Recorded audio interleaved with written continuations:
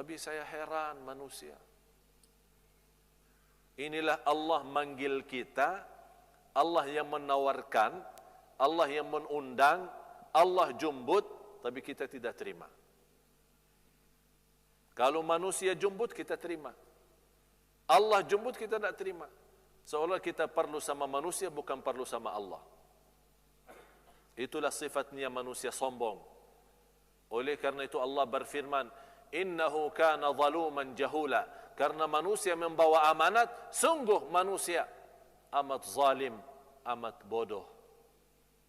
Kata siapa? Allah. Manusia sangat zalim dan sangat bodoh. Memang manusia sangat zalim terhadap dirinya. Dia tidak tahu mana yang terbaik dunia akhirat. Dan amat bodoh, dia tidak berusaha mencari ridha Allah, apalagi dalam kesempatan macam ini, Ramadan dan 10 akhir Ramadan. Imam Syafi'i kalau masuk bulan Ramadan 60 kali khatam Al-Quran. Coba tunjukkan kepada saya siapa sekarang ikuti mazhab Syafi'i khatam 60 kali. Berat. Saya tidak minta anda yang ikuti mazhab Imam Syafi'i, saya tidak minta 60 kali khatam Al-Quran. Tapi usahakan khusus untuk 10 malam akhir paling tidak 1 kali. Yang kedua, berbanyak salat malam. Ini malam pertama saya di sini. Saya mau bertanya. Salat tadi macam itu banjan atau sedang? Dah apa? Boleh beritahu. Kalau terlalu banjan, saya besok baca satu ayat saja. Kalau terlalu pendek, saya banjan lagi. Biar satu khataman Al-Quran satu malam. InsyaAllah tidak ada yang salat malam. Sebagaimana ada satu kawan, dia menahan, memaksa jamaah ikut 11. Tidak boleh lebih daripada 11 tarawih. Saya bercakap, kenapa tidak boleh lebih dari 11? Dia jawab, Rasulullah sallallahu alaihi wasallam di hadis Siti Aisyah, kalau masuk Ramadan maupun di luar bulan Ramadan tidak pernah lebih daripada 11. Terus dia mau salat tarawih 11, tidak boleh 23. Kan kita 23 kan? Saya jelaskan biar anda semua tahu. Kalau ada besok-besok orang bertanya, kenapa di Brunei 23? Kenapa tidak macam Rasulullah 11? Saya akan beritahu kenapa. Yang pertama, 11 Rasulullah bukan dihitungkan jumlahnya, tapi lihat cara salatnya apa. Satu rakaat 700 ayat, Al-Baqarah, Ali Imran, An-Nisa. Al-Baqarah 286, Ali Imran 200, An-Nisa 176.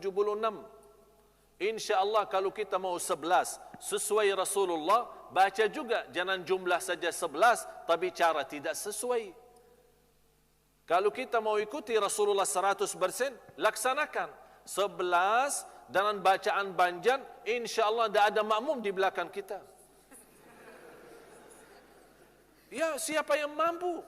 Cuba kalau kita sekarang salat, minta imam kita salat 11, satu rakaat 700, siapa yang boleh ikut? Semua pulang. Oleh karena itu Imam Syafi'i rahimahullah, ini pemahaman yang sangat penting kita hargai. Dan ilmu, tingginya ilmu Imam Syafi'i, luas pemahamannya, membolehkan 23 karena dia di masa umat ini semakin lemah, malas. Salat jamaah aja 5 waktu malas, apalagi mutarawih.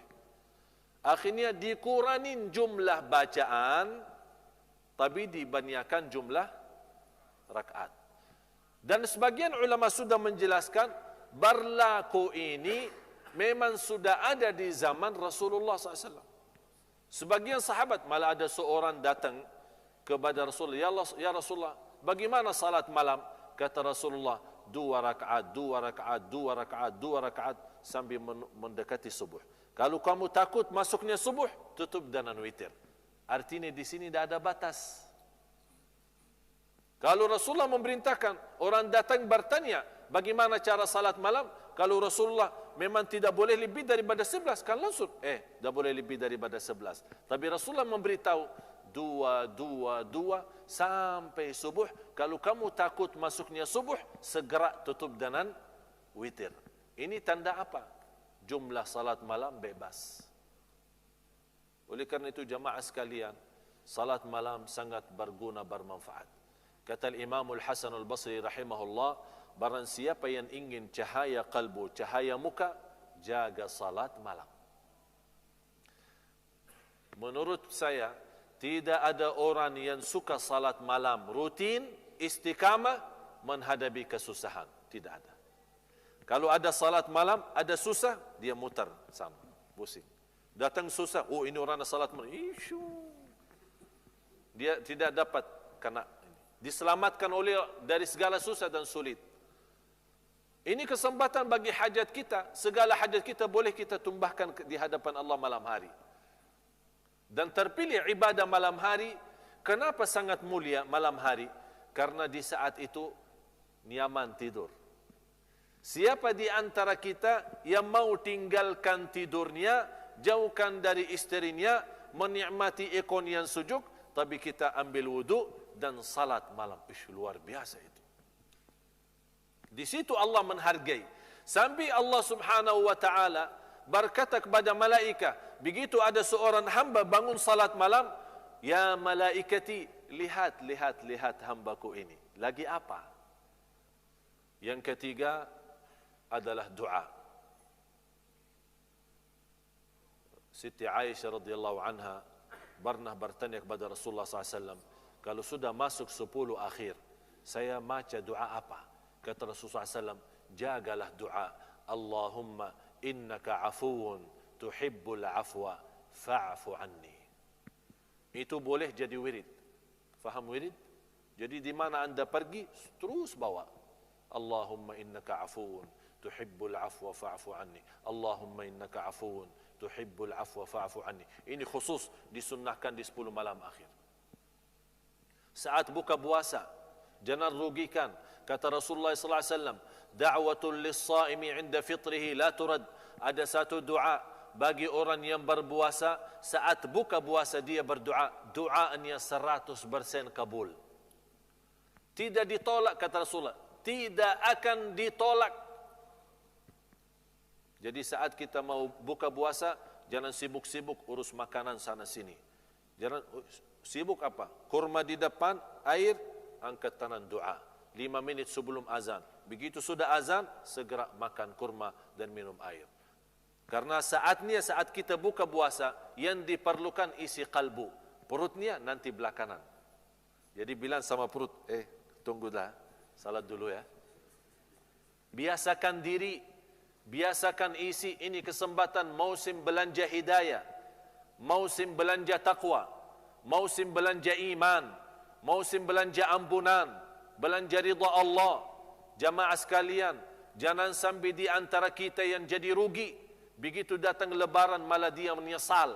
Jangan sampai kita datang di hari raya Idul Fitri, Allah Subhanahu wa taala menghantarkan malaikat ikut salat Idul Fitri. Selepas salat Idul Fitri, malaikat membagikan sertifikat dari Allah Subhanahu wa taala, segala ampunan lahir batin, bebas dari neraka Jahannam. Tapi di antara orang yang ikut salat Id, malaikat tidak membagikan sertifikat itu, malah dilaknati oleh malaikat karena dia termasuk orang yang sia-sia di bulan Ramadan. Mudah-mudahan majlis kita yang sama-sama belajari malam ini menjadi bermanfaat bagi kamu, berguna bagi kita semua. Semoga dikuatkan oleh Allah Subhanahu wa taala lahir dan batin, supaya mengamalkan apa yang baru sama-sama kita belajari. Kita doakan baginda Sultan serta keluarga yang berangkat umrah, semoga dilancarkan Allah umrahnya, diterima amal ibadahnya, diampuni segala dosanya, disihatkan badannya, dan insya-Allah kembali ke negara Brunei Darussalam dalam keadaan sihat wal afiat, mendapatkan ridha Allah Subhanahu wa taala. Yang belum dapat kesempatan, mudah-mudahan dimudahkan Allah rizkinya, dipanjangkan umurnya, dimudahkan segala urusannya, mendapatkan kemuliaan berjalanan ke tanah suci haji dan umrah dan ziarah Nabi Muhammad sallallahu alaihi wasallam. Amin ya rabbal alamin. Terima kasih atas perhatiannya. Kurang lebihnya mohon maaf. Semoga bermanfaat. Wabillahi taufiq wal hidayah. Wa sallallahu wa sallam wa barak ala sayyidina wa nabiyina Muhammad wa ala alihi wa sahbihi wa sallam. Walhamdulillahi rabbil alamin.